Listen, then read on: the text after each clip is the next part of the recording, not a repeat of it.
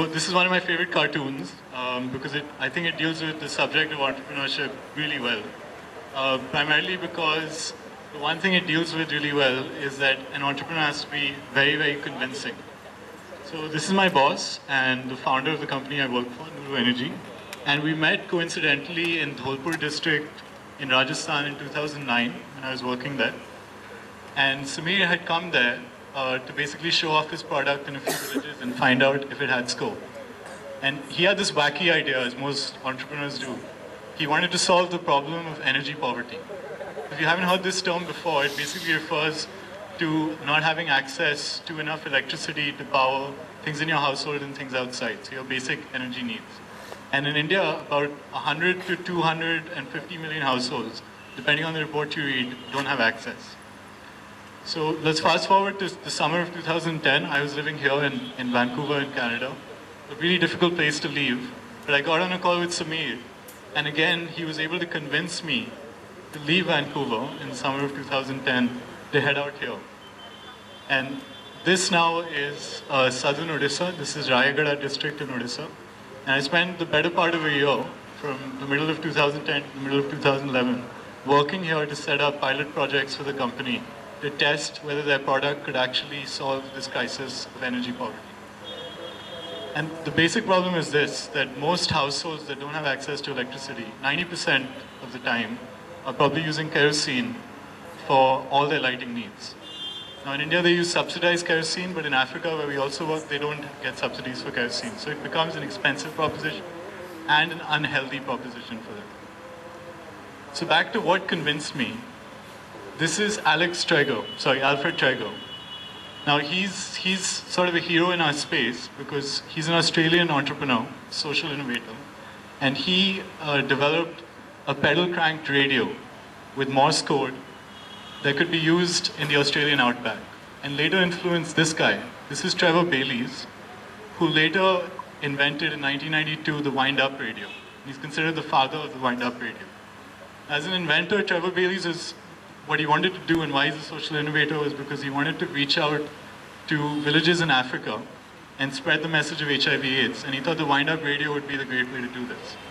So here is the radio. He founded a company, Trevor Bayliss did, in '94 called Free Play Energy, and they launched this wind-up radio, and it won numerous awards, and they sold hundreds of thousands of these in Africa. And the funny thing is, the co-founders of my company actually worked at Free Play. So what is this concept of cranking and producing electricity? It's actually fairly simple. I'm not an engineer. But the pedal part there, basically your hand or your feet could crank something, a gear in this case, that would power something else, an alternator that produces electricity. And then that electricity can be stored in a battery or somewhere else.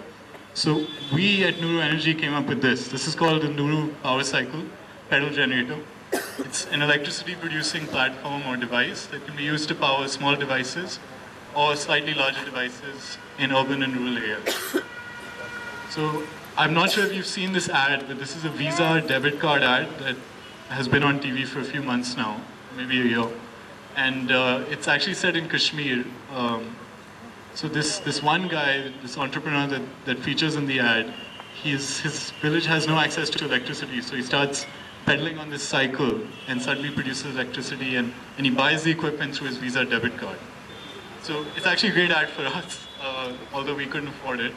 But these are some of our entrepreneurs in Africa. You can see the power cycle is mounted on this little wooden frame. It has a nice user interface, and what it's charging there are these little things we call Nuru lights, which I've also got here. So these are basically lights we developed or co-developed with villagers so they could be used for a variety of activities such as studying, cooking, to power a mobile phone or to power a little lantern, to cycle at night, to light up your shop, etc. And the model we use or how we distribute these is through these village level entrepreneurs, just like that guy in the Visa ad. So these guys rent the machine from us, and then they buy these lights, sell them in villages, and every time they need to recharge a light, a customer does, they go to this entrepreneur and pay him a small fee, and he makes them supplementary income this way. Now this is not the best technology, but it's certainly fascinating that human power could do this. And there's better technology out there, like solar power. that works at a certain scale.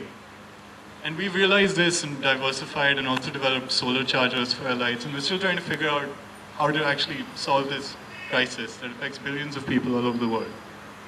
But the thing about human power is it's incredibly fast. So you could charge an iPad off our machine in about 48 minutes. That's how quick it is.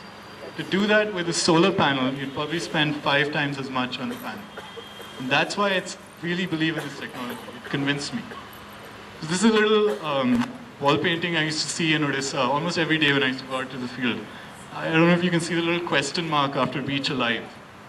So I think it was pretty funny. Now, it's a bad road sign, but it's a very good motto, I think, for entrepreneurs.